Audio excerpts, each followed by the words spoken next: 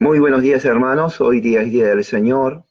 Hoy día es el primer día de la semana, el día después del sábado. En el nuevo pacto, los primeros cristianos se reunían el primer día de la semana. Jesús resucitó el primer día de la semana. Jesús se presentó a los discípulos el primer día de la semana más de una vez. Y los discípulos y los apóstoles y los primeros cristianos se reunían el primer día de la semana para compartir el pan, tomar el vino y escuchar la exposición de la palabra de Dios. Vamos a continuar entonces hoy, Día del Señor, estudiando la carta a los romanos, el capítulo 8, y vamos a empezar con una oración. Vamos a orar. Oremos. Padre Celestial, gracias en esta mañana en el nombre de Jesús. Gracias, Señor, porque eres un Dios grande y misericordioso. Este día, Señor, tú lo instituiste para que los cristianos nos reunamos en tu nombre, unidos, Señor, a compartir el pan y a escuchar tu palabra. No estamos unidos presencialmente en un solo lugar, pero usamos este medio de la internet para transmitir tu palabra, para reunirnos, Señor, y escuchar tu palabra. Que tu Espíritu Santo nos llegue al corazón.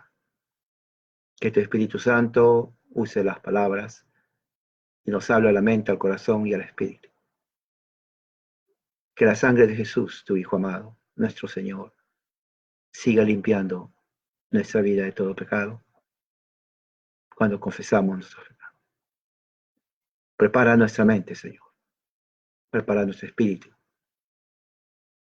Prepáranos, Señor, para escuchar tu palabra, para ser edificados.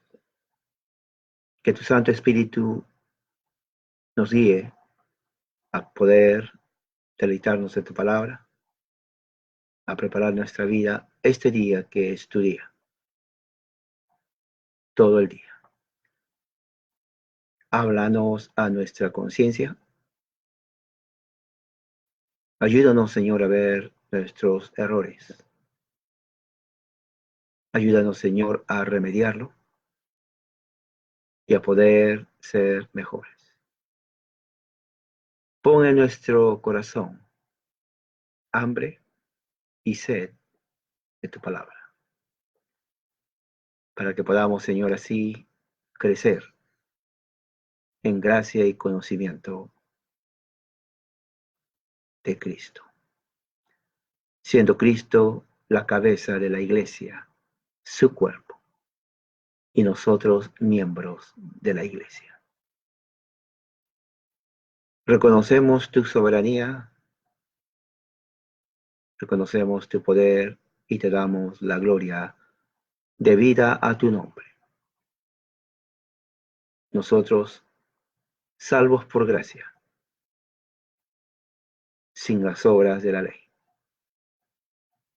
Venimos humildemente para que tú nos edifiques en tu palabra. Usa la exposición de la palabra hoy y que sea de bendición por este medio de la internet.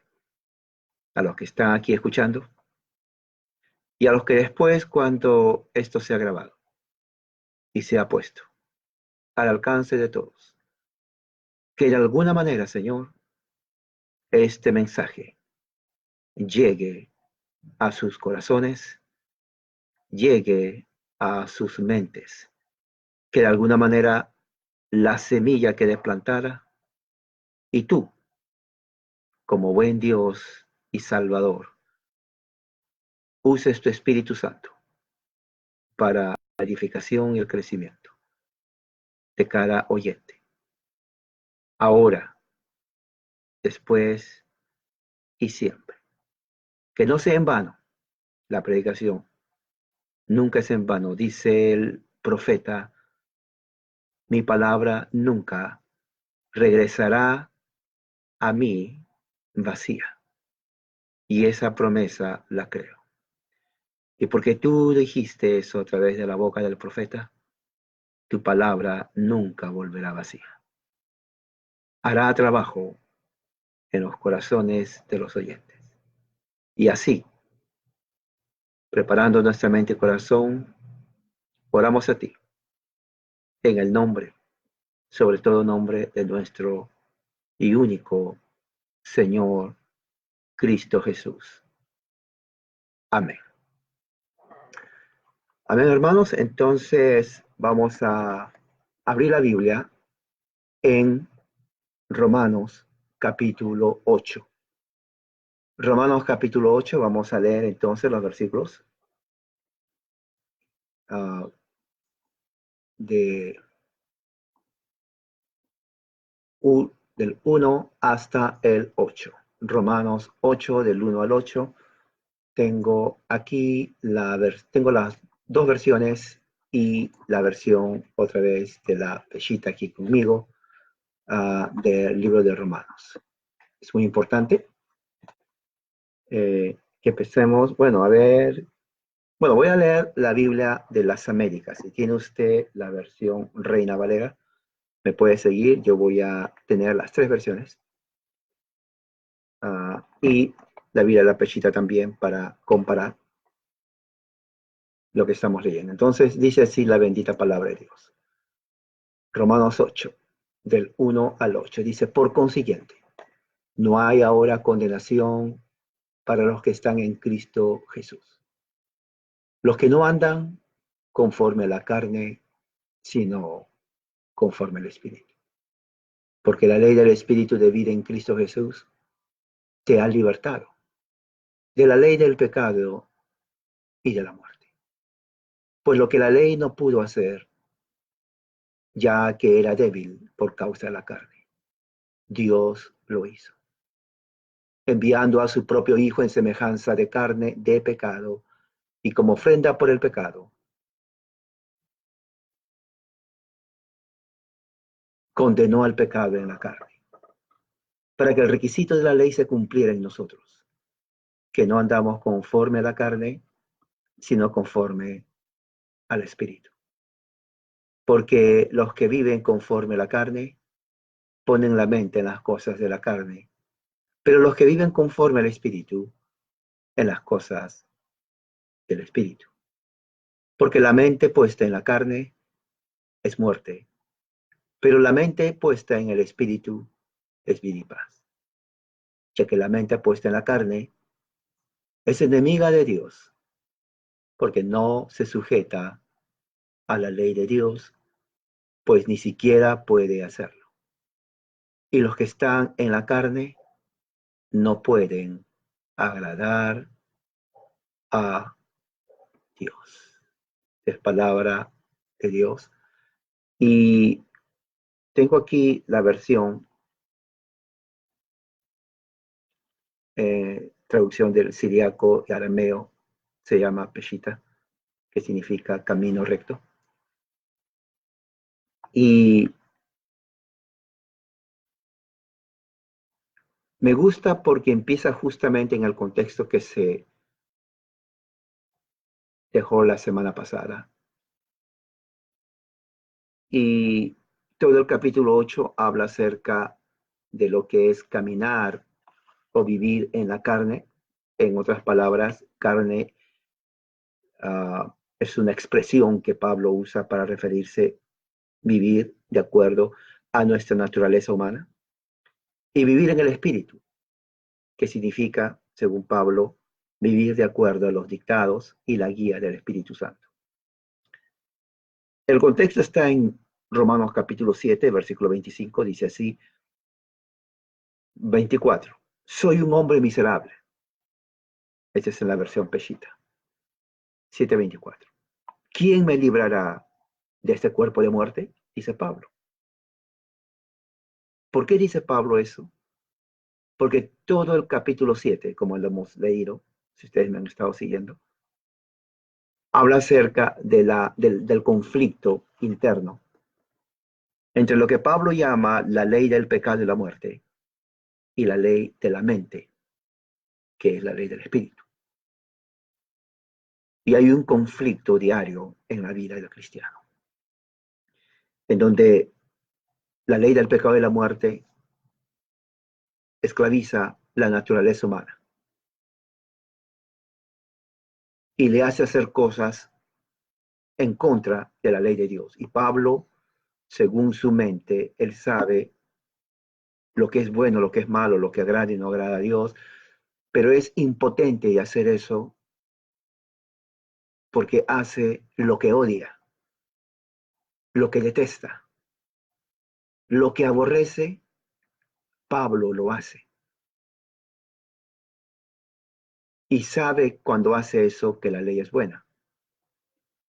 Entonces Pablo está en un conflicto interno. Su mente sabe lo que es bueno, sabe que la ley de Dios es buena.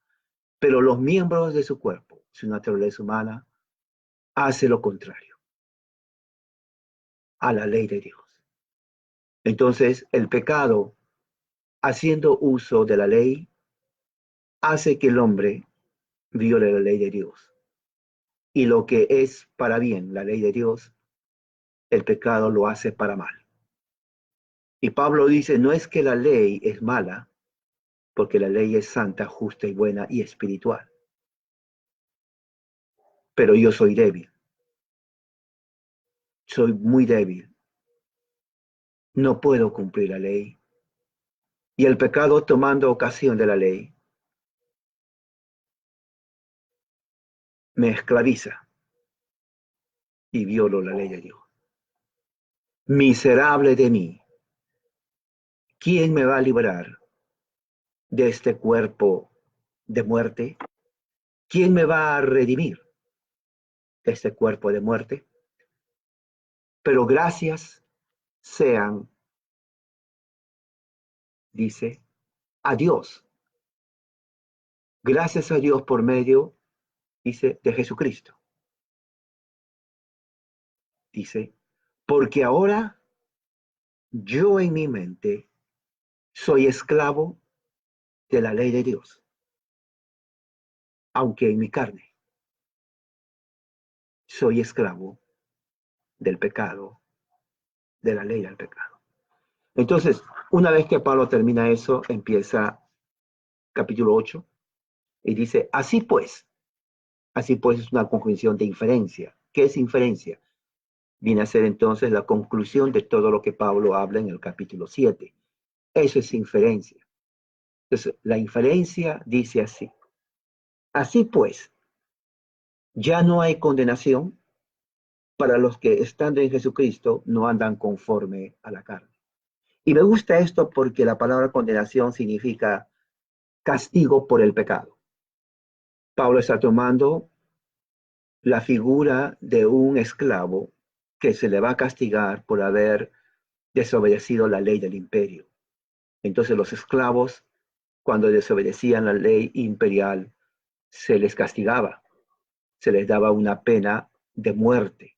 Todo esclavo que violaba la ley del imperio romano era castigado con la pena de muerte.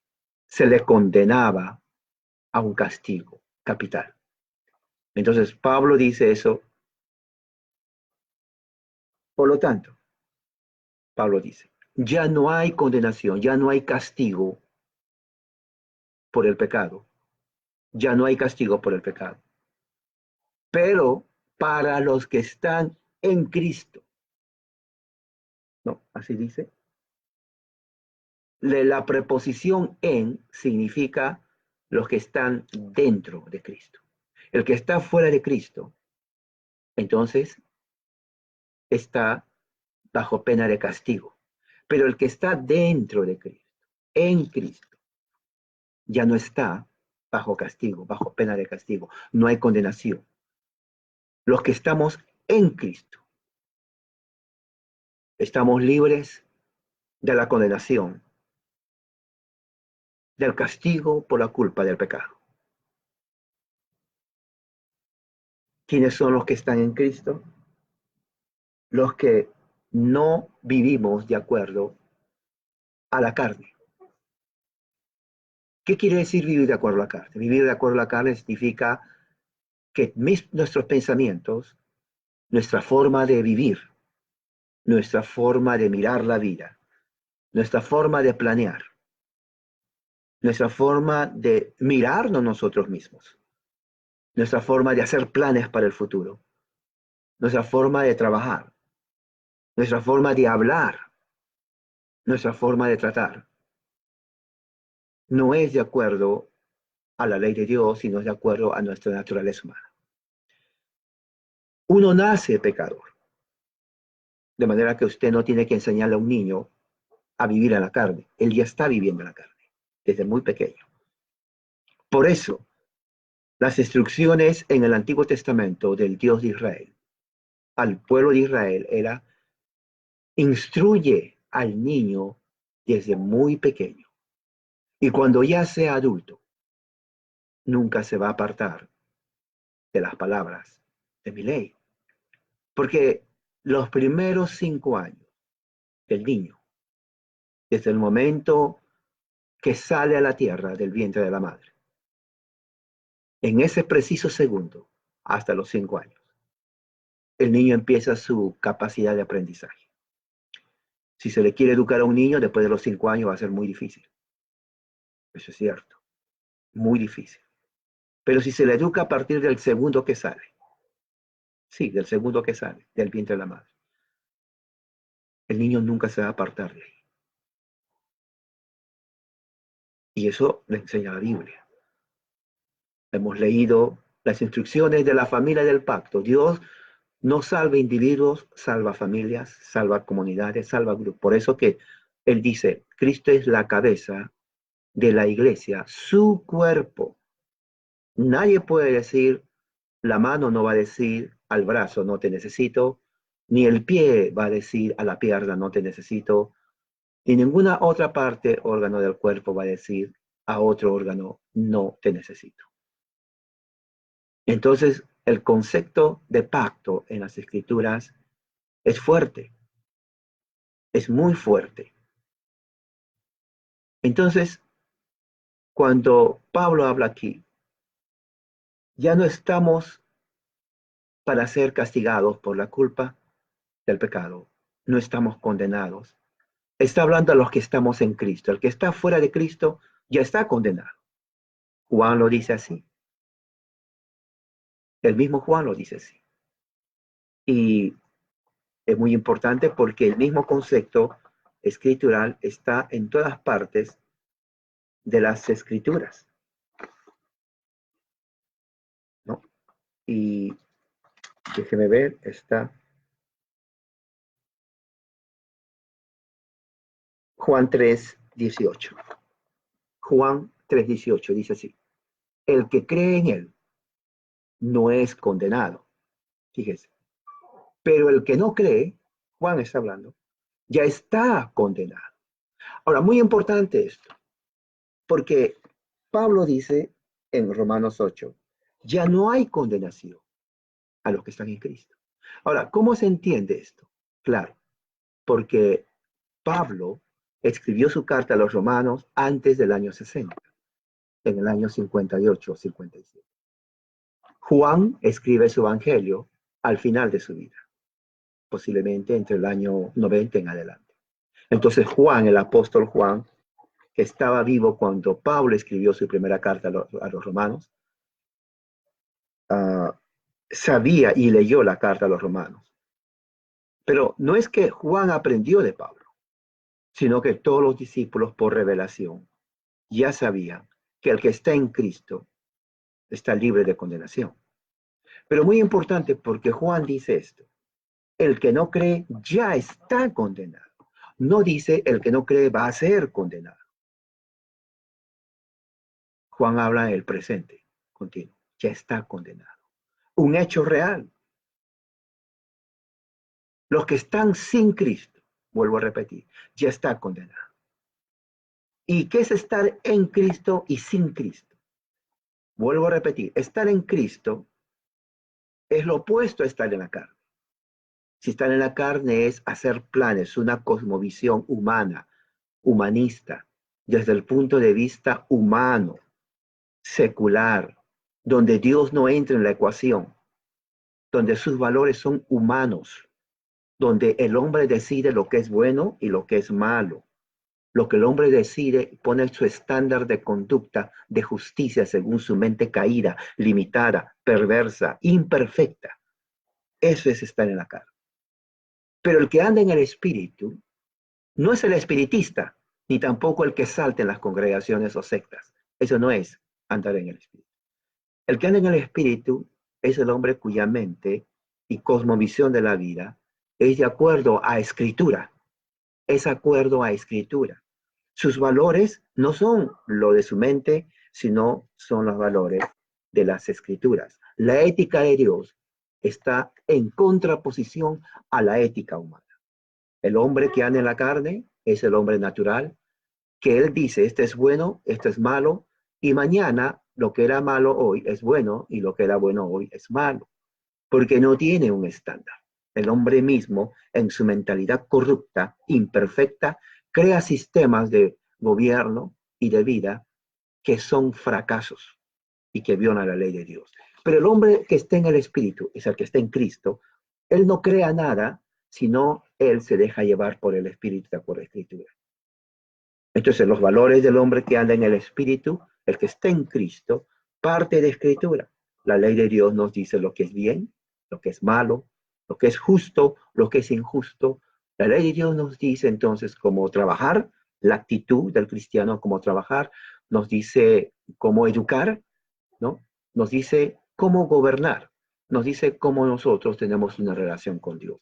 Mientras el hombre que anda en la carne parte de una sabiduría humana, animal y diabólica, según Santiago, el hombre espiritual parte de la ley de Dios. La ley de Dios es santa, justa y buena. Y eso es posible porque, como dice Pablo en capítulo 7 de Romano, versículo 25, yo con mi mente soy esclavo de la ley de Dios. Cuando dice sirvo, la palabra servir viene del griego esclavo. El esclavo, la palabra doulos, en Roma no tenía voluntad. El esclavo simplemente obedecía, no se quejaba. Le guste o no le guste, no tenía que hacer. El maestro, el máster, el amo, no le decía al esclavo, dame tu opinión. ¿Te parece bien que te mande a recoger piedras? No le decía eso. Ni le importaba el comentario ni la opinión del esclavo. Así que, por lo tanto, el que está esclavo de Cristo tampoco tiene que opinar en contra de Cristo, ni decirle, mira, Señor, yo creo que tus exigencias son un poquito exageradas. Hoy día no me siento en humor de obedecerte. No, eso no le importa a Dios. Si somos esclavos de Cristo, nuestras opiniones y comentarios no cuentan. Lo que cuenta es la obediencia. Déjeme repetirlo bien. Si somos esclavos de Cristo, nuestra opinión no cuenta. Lo que cuenta es nuestra obediencia. Entonces, si nosotros estamos realmente en Cristo, ya no estamos condenados, porque estamos en Cristo. Ahora, ¿qué es lo que más dice? Dice, porque la ley del Espíritu de vida que está en Jesucristo te ha librado de la ley del pecado y de la muerte. Entonces hay dos leyes. Aquí pone la razón. ¿Por qué? ¿Por qué no estamos condenados? La razón que no estamos condenados es porque la ley del Espíritu de vida, en otras palabras, ¿cuál es la ley del Espíritu de vida? Es el Espíritu Santo. El Espíritu Santo que mora en nosotros como un don. Dice que, por eso dice el Espíritu de vida que está en Jesucristo. Jesucristo tiene espíritu de vida, es el Espíritu Santo. Ese Espíritu Santo nos ha liberado, nos ha redimido. El esclavo, cuando ya era condenado, estaba en cadenas. Pero cuando era liberado, le cortaban las cadenas y era libre. Alguien pagaba fianza. Bueno, en nuestro caso, en la En la parte humana, entonces, vemos que uh, Jesús cuando murió, y esto lo vamos a ver, muy interesante lo que viene después. Cuando muere Jesús en la cruz de Calvario, Él está pagando un precio. Fíjese, eso es lo que está sucediendo. Yo quiero que entiendan esto. Imagínense usted, en una corte de justicia está el juez, usted está ahí, y el juez le dice, usted está condenado a muerte. Usted le pregunta, ¿qué opción tengo a no ser condenado a muerte? La única opción que tiene usted que no sea condenado a muerte no es dinero. Por más que alguien pague, el dinero no es suficiente porque está condenado a muerte. La única forma que usted sea libre es que alguien pague esa condenación con su propia vida, porque la condena no es dinero. Si fuera dinero, alguien pagaría eso, usted está libre. La condena es de muerte. Si usted quiere ser libre, que alguien muere en su lugar. Eso está difícil. Eso está difícil. Yo creo que hoy en día nadie diría, bueno, yo quiero morir por tal persona y ella está libre. No lo haría. Pero Jesús dijo, Padre, yo quiero pagar el precio de esa persona condenada a muerte con mi vida. Fíjese, yo muero por él y él está libre. Era la única manera que el que está en Cristo puede estar libre del pecado. Por eso dice Pablo, la paga del pecado es muerte. El castigo del pecado es muerte. El castigo del pecado es muerte. Y como el castigo del pecado es muerte, la única forma de estar fuera del castigo del pecado es que alguien muera en nuestro lugar para que la deuda sea salga, se le pague. La deuda que está ahí se paga. Y una vez que se paga esa deuda, nos cortan las cadenas y decimos, oh, es un milagro, estoy libre.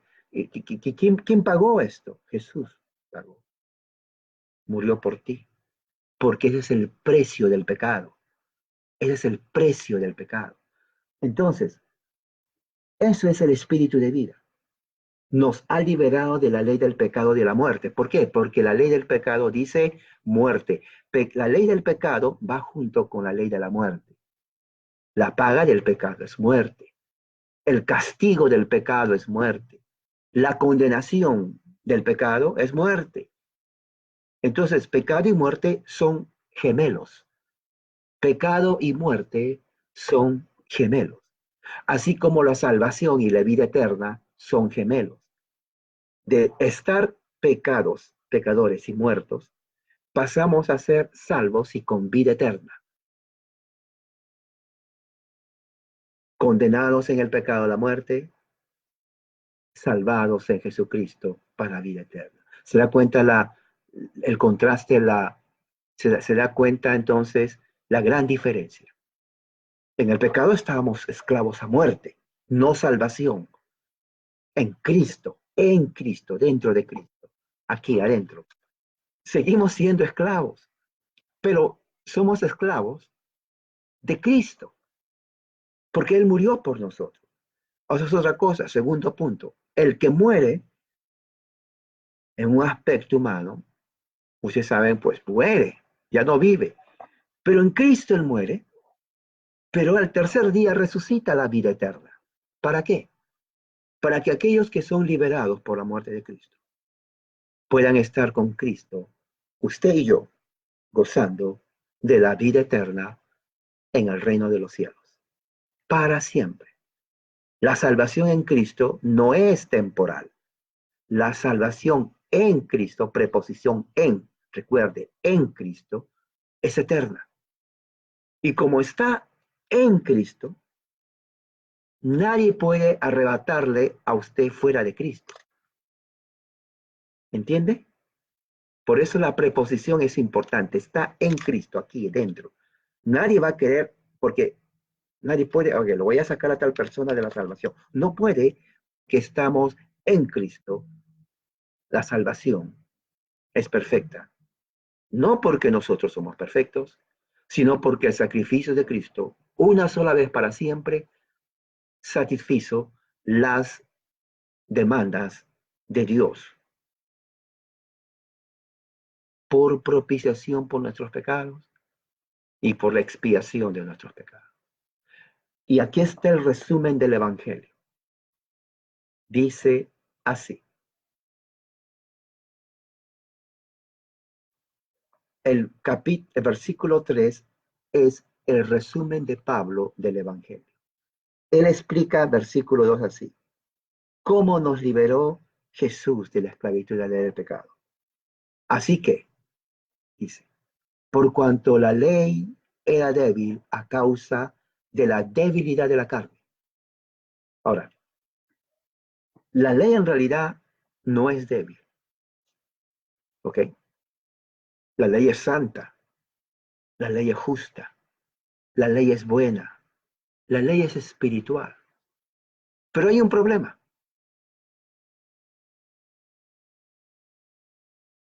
Siendo el hombre débil de cumplir la ley, entonces la ley es incapaz de salvar al hombre. Imagínese, ¿cómo le puedo? Imagínese un hombre ahogándose. Quiero que me escuchen este ejemplo. Un hombre ahogándose, ya sea piscina o en el mar.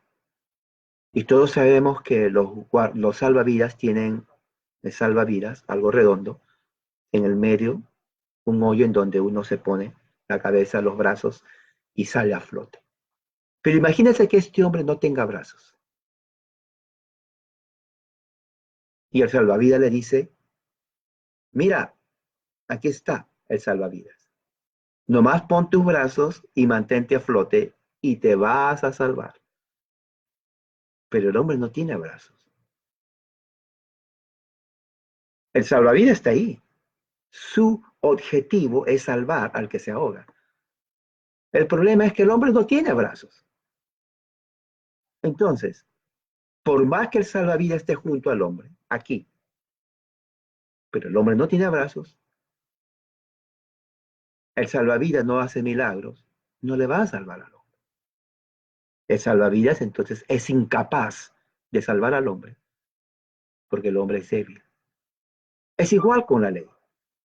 La ley nos dice todo perfecto, cómo vivir en comunión con Dios y ser felices. Pero nosotros somos el problema. Nosotros somos tan débiles de cumplir la ley, pues que la ley no va a hacer nada. La ley no va a cumplir la ley por nosotros. Es imposible. Por eso dice aquí, la ley era débil a causa de la debilidad de nosotros. No porque es débil, sino por nosotros. O sea, la ley no nos puede salvar porque nosotros somos imperfectos. Entonces dice, Dios envió, aquí está el Evangelio, a su Hijo en semejanza de carne de pecado. Ahora, yo quiero que me escuchen esto porque hice aquí algo muy importante. Dice, aquí está el Evangelio. Dios envió a su Hijo, nacido de mujer. Dice, en semejanza de carne de pecado, naturaleza humana. Jesús nació de una mujer, María. Nació hombre, carne y hueso, pero sin pecado. Tenía que nacer en semejanza, dice, de carne y de pecado. No dice como pecador. Muchos creen, oh, pero ahí dice carne de pecado, o sea, es pecador. No, se refiere a naturaleza humana, pero no es pecador. Nació como hombre, del vientre de una mujer, tal como dice los evangelios, con el propósito de sea ofrenda por el pecado, es decir, Cordero de Dios que quita el pecado del mundo. Él nació con el propósito para sacrificarse como cordero inmolado, perfecto, una sola vez para siempre, a Dios, para satisfacer las demandas de Dios.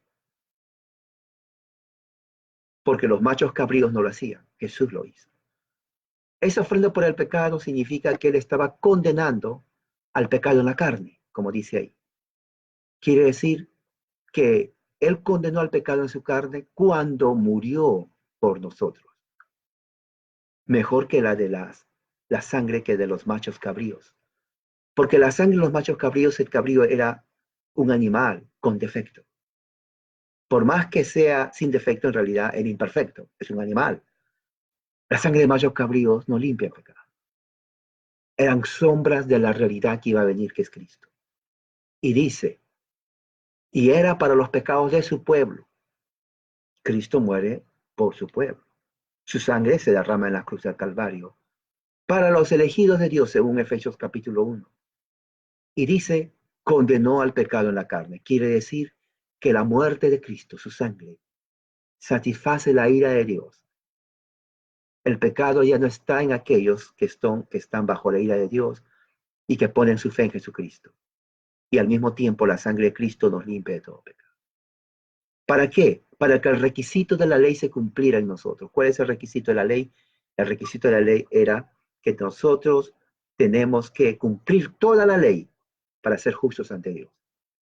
Pero un momento, no podemos hacerlo. Claro, Jesús cumplió toda la ley. Y su justicia en su sacrificio se nos imputa a nosotros. Se nos acredita a nosotros. Al acreditar la justicia de Cristo en nosotros, entonces se cumple la ley. Es como que usted y yo hemos cumplido la ley de Dios, la ley ética de Dios, perfección, totalmente, sin haber violado la ley. Entonces así somos justificados ante Dios. Eso significa que no andamos conforme a la carne, sino más bien al Espíritu. ¿Qué significa eso? Que ya no somos condenados o estamos condenados al pecado porque nuestra mentalidad piensa en cosas terrenales, sino más bien estamos viviendo guiados por el Espíritu de Dios. Entonces, el versículo 4, 3 y 4 es el Evangelio de Cristo. Memorícelo, estúdielo, póngalo en su página. Entonces, de ahí Pablo pasa a hacer el contraste entre vivir la naturaleza humana y vivir según los dictados del Espíritu. Él llama carne a la naturaleza humana y espíritu a vivir de acuerdo a los mandatos de Dios. Dice, porque los que viven conforme a la carne, o sea, los que tienen una visión de la vida humana, humanista, terrenal, materialista, en donde Dios no está en su vida, eso es vivir en la carne. Ponen la mente, su mente, todo su plan que tiene es en las cosas de este mundo. Entonces, la cosmovisión del hombre sin Cristo es un hombre que vive en la carne. El hombre que no tiene a Cristo en todo lo que hace, está viviendo en la carne. Y los valores de este mundo sin Dios, justamente es de la mentalidad caída del hombre. Sus metas, aspiraciones son ajenas a la naturaleza de Dios. Pero los que viven conforme al Espíritu, ponen la mira en las cosas del Espíritu. Vivir en el Espíritu significa vivir de acuerdo a la voluntad de Dios que está aquí en su palabra. Las Escrituras. El que vive de acuerdo a la voluntad de Dios, entonces está siendo guiado por el Espíritu Santo. Ser guiado por el Espíritu Santo no es gritar, no es saltar, no es bambolearse la cabeza de un lugar a otro, no es girar como un trompo humano, tampoco revolcarse en el piso, dando alaridos y gritos. Eso no es vivir en el Espíritu. Esos son síntomas de una persona que tiene problemas mentales. Pero vivir en el Espíritu es realmente vivir de acuerdo a lo que la palabra dice aquí en las Escrituras. ¿Por qué? Porque en las Escrituras está la voluntad de Dios. Dios nos habla no por una voz audible y no con sueños extravagantes del tercero, cuarto, quinto cielo, sino nos habla a través de su palabra, de la exposición como hoy, a través del Espíritu Santo para tu vida. Entonces nuestro espíritu, el Espíritu Santo de Dios, se alimenta de la palabra de Dios. Así que dice ahí, nosotros somos guiados por el Espíritu de Dios, que es vivir, cuando obedecemos su palabra. cuando sabemos cuál es la voluntad de Dios. La gente dice, especialmente en Facebook, personas que tienen buena intención, pero que su ignorancia es gigantesca. Ellos dicen, yo quiero saber la voluntad de Dios. Yo no sé por qué preguntan eso. De repente son gente que no conoce las escrituras. Porque el querer saber la voluntad de Dios está aquí. Aquí. No está en un sueño. No está en una visión paranormal. No está en una pesadilla. Está aquí en las escrituras. Esta es la voluntad de Dios. Entonces usted no tiene que decir, yo no sé qué es la voluntad de Dios para mi vida. Bueno, posiblemente no sabe porque no tiene Biblia. Le aconsejo que compre una Biblia, porque ahí está la voluntad de Dios. O de repente tiene la Biblia, pero lo lee al revés. Bueno, leer la Biblia al revés no va a entender la voluntad de Dios. Léalo bien, porque aquí está la voluntad de Dios, sin tratar de recibir revelaciones, productos tal vez de una mala comida, y que les hace ver cosas que no son verdad. Entonces, la voluntad de Dios está en la Escritura. Eso implica que se puede conocer la voluntad de Dios estudiando la Escritura. Y dice, versículo 6, porque la mente puesta en la carne es muerte. Ok, esto es interesante. Pablo dice, en mismo carta de Romanos, no, Romanos capítulo 3, 23, por cuanto todos han pecado y se encuentran privados de la gloria de Dios. No, por cuanto todos pecaron y se encuentran privados de la gloria de Dios.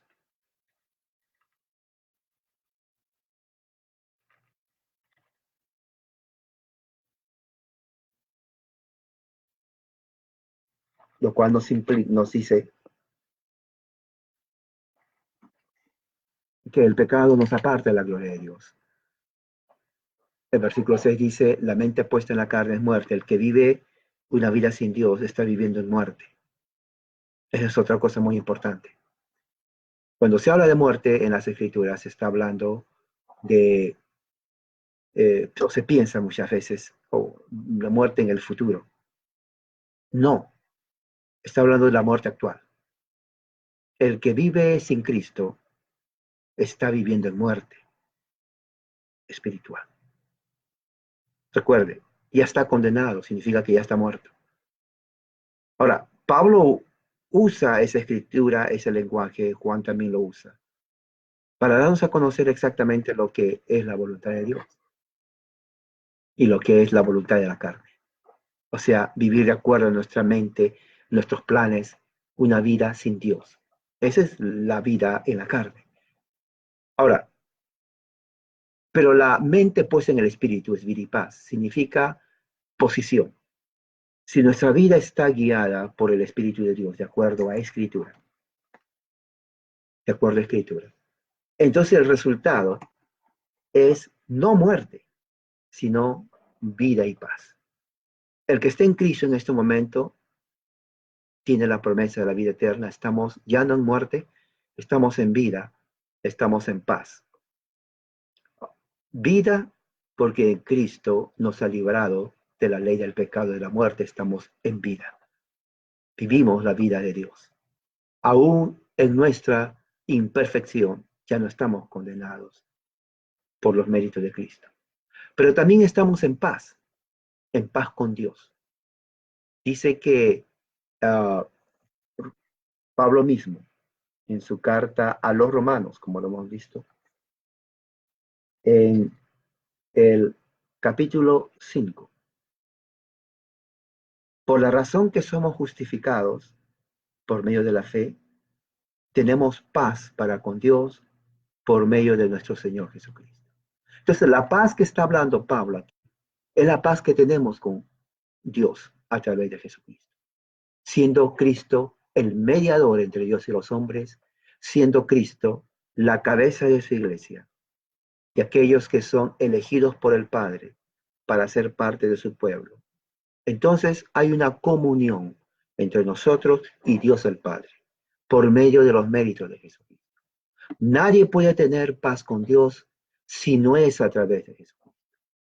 Si alguien quiere tener paz con Dios aparte de Jesucristo, no va a poder. Porque es como tratar de que el pecador trate de ser libre por su propia cuenta cuando ya todavía está condenado a muerte.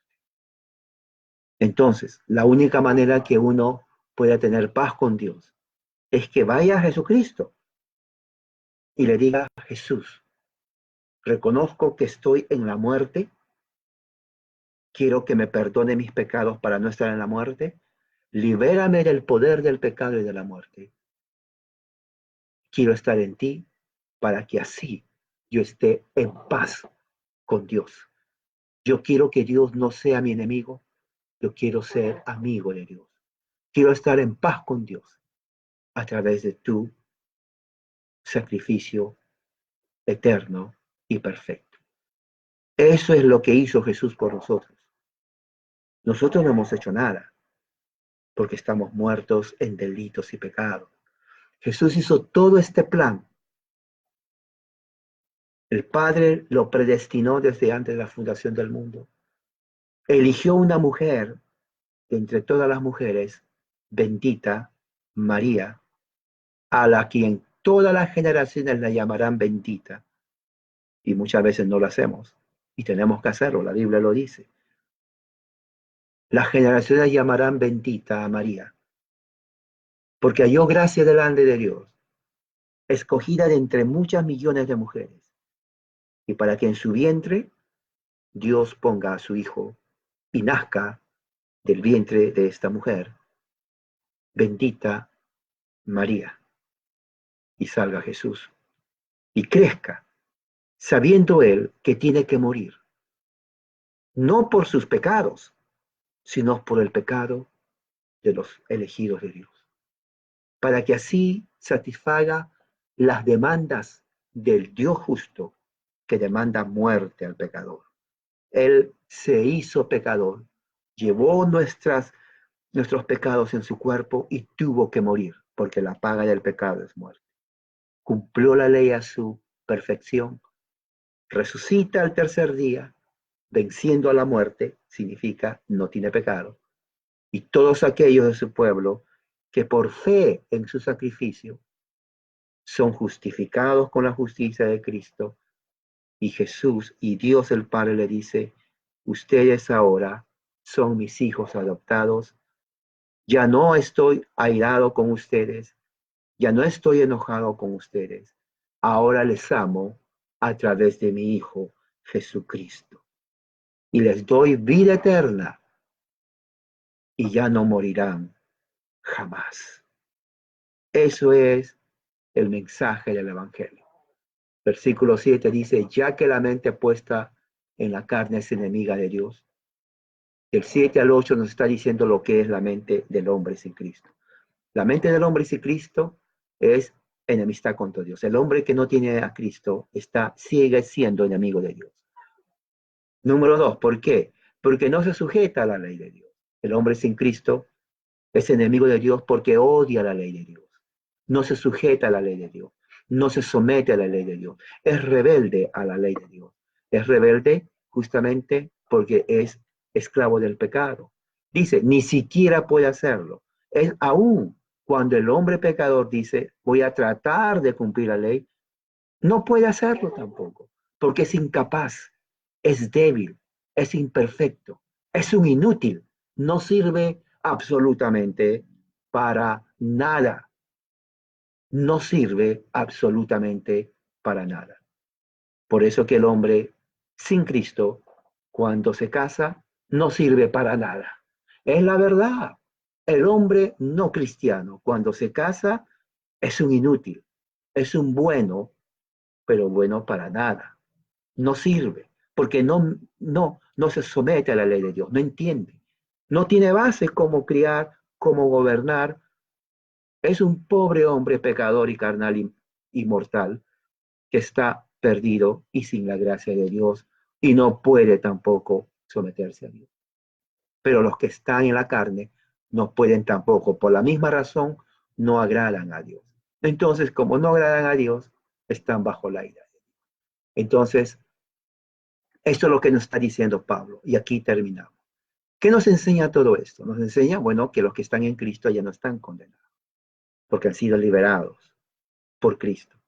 Nos enseña que han sido liberados por Cristo porque estamos en Cristo, por la fe en Él. Estamos en Cristo porque Él nos ha liberado de la esclavitud del pecado, de la muerte.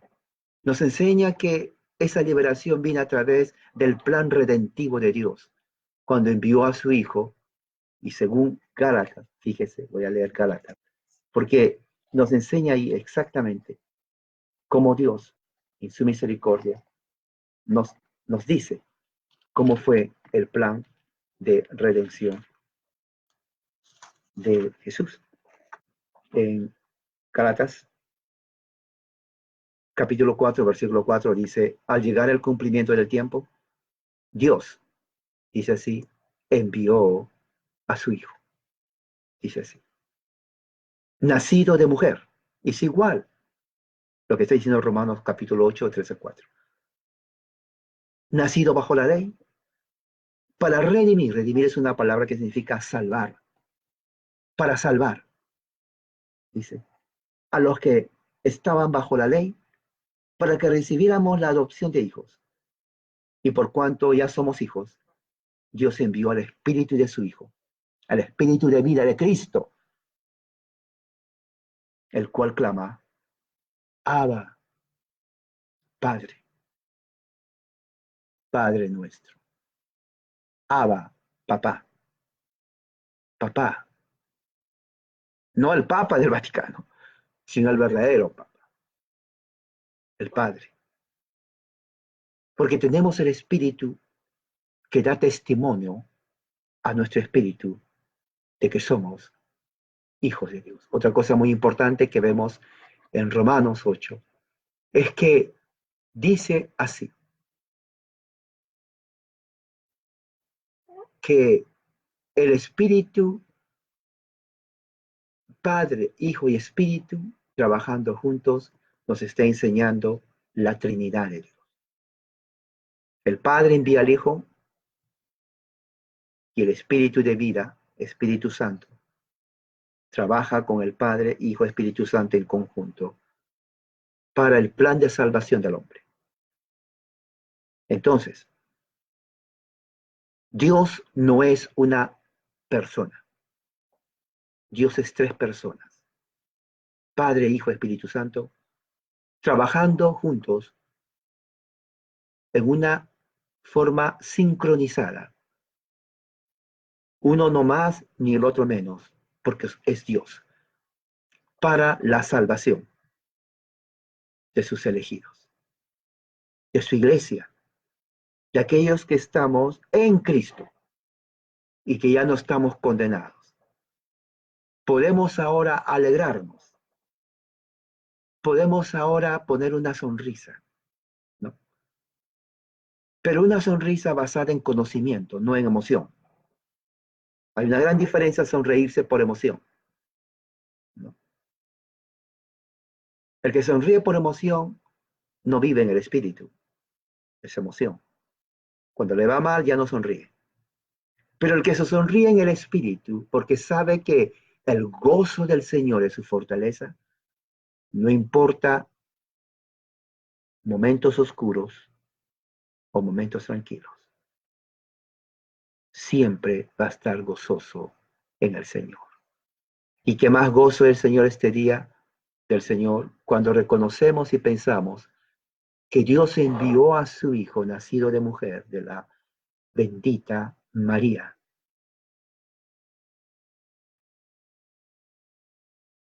tomando semejanza de hombre, hecho semejante a los hombres, se humilló a sí mismo, haciéndose obediente hasta la muerte y muerte en la cruz. para que en el nombre de Jesucristo se doble toda rodilla de los que están en los cielos, de los que están en la tierra, y toda lengua confiese que Jesucristo es el Señor, para la gloria de Dios el Padre. Oremos. Padre Celestial, gracias por tu palabra, y así podamos ser conscientes del gran sacrificio de Jesús en la cruz, su muerte propiciatoria y expiatoria. Satisface los requerimientos del Padre para que nosotros podamos ser liberados del pecado y gozar la vida eterna en Cristo. Y vivir según los dictados de tu palabra y no los del mundo. Que este día nos ayude a reflexionar y a crecer en conocimiento y gracia. Y así oro en el nombre de Cristo Jesús nuestro Señor.